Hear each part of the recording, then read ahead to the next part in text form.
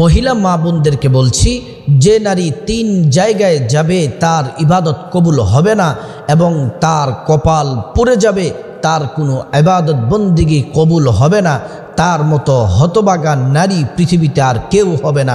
সবচেয়ে দুর্ভাগা নারী যে নারী 3 জায়গায় যাবে তার কোনো ইবাদত কবুল হবে না।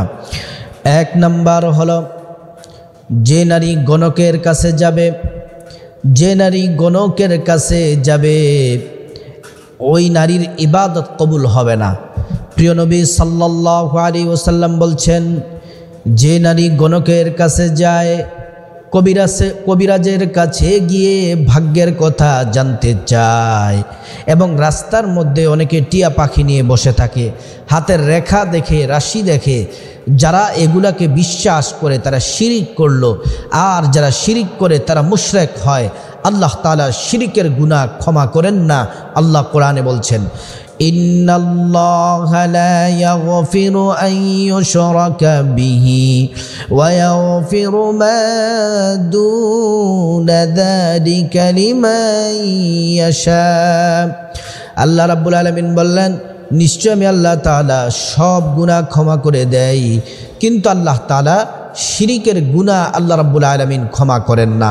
এজন্য প্রিয় দিনী ভাই ও বোন, গণকের কাছে যাওয়া যাবে না।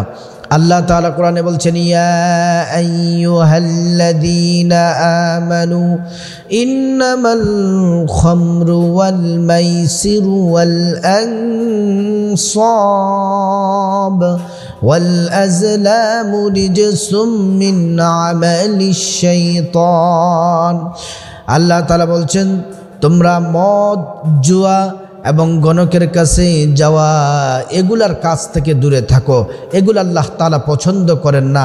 যারা ঈমানদার তারা এগুলার ধারে কাছেও যেও না, দূরে থাকার নির্দেশ আল্লাহ তাআলা দিয়েছেন। এগুলা হচ্ছে জঘন্য পাপ।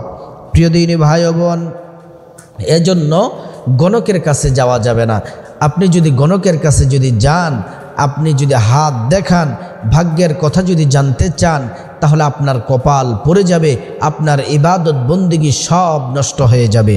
রাসূলুল্লাহ সাল্লাল্লাহু আলাইহি ওয়াসাল্লাম বলছেন, যারা গণকের কাছে যায়, গণকের কাছে যাওয়ার পরে তাদের ভাগ্যের কথা জানতে চায় এবং গণকের কাছে গেলেই 40 দিনের ইবাদত নষ্ট হয়ে যায়, 40 দিনের ইবাদত নষ্ট হয়ে যায়।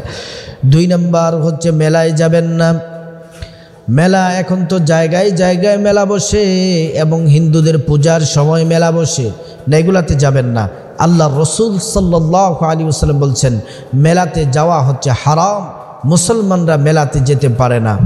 হযরত ইব্রাহিম আলাইহিস সালাম, যিনি আমাদের জাতির পিতা, ইব্রাহিম আলাইহিস সালামকে দাওয়াত দেওয়া হলো, চলেন মেলায় চলেন। ইব্রাহিম সাল্লাম বললেন, না আমি মেলাতে যাব না, ইন্নী সাকিম, আমি অসুস্থ, আমি মেলাতে যাব না। ইব্রাহিম আলাইহিস সালাম মেলাতে তিনি গেলেন না।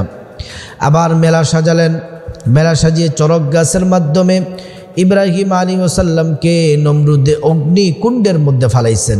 এজন্য মেলাতে গান বাজনা হয়, আপনার মদ, গাঁজা এই সমস্ত খাওয়ার পোলাপাইন আসে, অশ্রাব্য পোলাপাইন আসে। এজন্য মোমেন নারীরা, ঈমানদাররা কখনো মেলায় যায় না। আপনার যদি কোনো কিছু যদি কেনাকাটার প্রয়োজন হয়, আপনার স্বামীকে নিয়ে, আপনার ভাইকে নিয়ে, আপনার বাবাকে নিয়ে আপনি মার্কেটে যান, দোকান থেকে কিনে নিয়ে আসুন।